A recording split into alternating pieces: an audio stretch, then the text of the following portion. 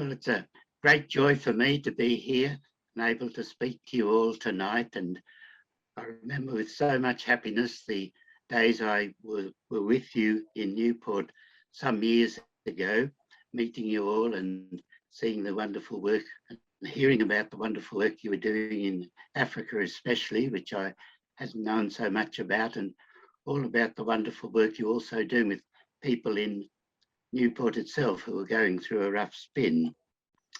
Surely we can only thank God for the inspiration and move that he moves in our dear friend Ron's um, soul to start HHIV, because it really meant absolutely everything to us. I perhaps don't know if you know the story, but having worked for some 25 years with Father Gabriel in the Trapadum, when he got old and died, the congregation he belonged to took over the work, and it was at that time that Philip and I thought we would start a small independent charitable society.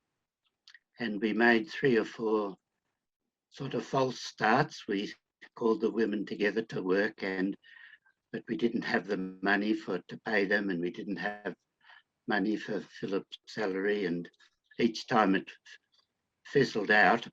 And it was only when HHI came to the rescue, and also Peter and Sue from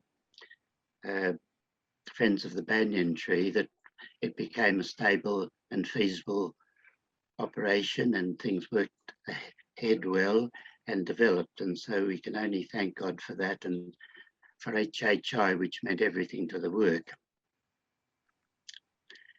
You'll probably understand that it's been possibly a little bit difficult for me after living in India for so long to be back here in Australia, because in India was where my life was, and my love of the work and the people and my friends. And so I thought it would be difficult, but it has been a happy time also. I'm in a very pleasant little spot in the southeast of Victoria, in a little village on the coast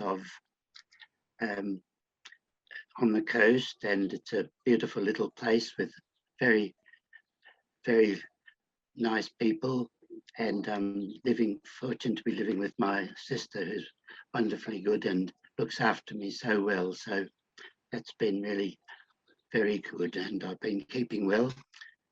Edmund asked me to say how I was, and everything has been going well.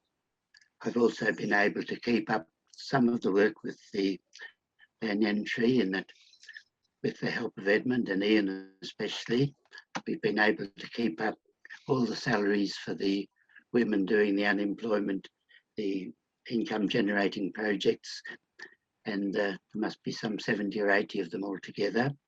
And although they've been in lockdown a lot of the time over the last couple of years, we've been able to keep them with their full salaries and incomes, and provide also some food and medical aid for them. So I'm really happy about that. Perhaps the other small thing which I've had a project which has also been good after coming back here, and that is, I think you know, I've had a long ambition to have a go at writing a novel. The hope was that it would be a novel from a Christian perspective. A serious novel. There are a lot of novels, but they tend to be rather secular, especially at this time, and my hope was to write one from a Christian perspective.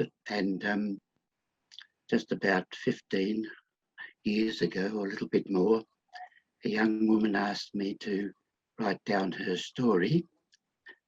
She became a Christian, and it was an extraordinary and a remarkable story.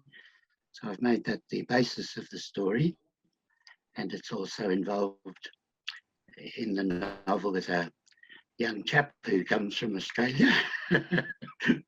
And I hope it'll work out well, but I've enjoyed have enjoyed writing, and it's been giving me something really to do. So again, I'd just again like to thank you so very much for all that you've meant to the Banyan Tree over the years, and to myself personally, and all the wonderful friendships I've made through HHI. And I know that God will continue to bless the work which you have been doing so wonderfully.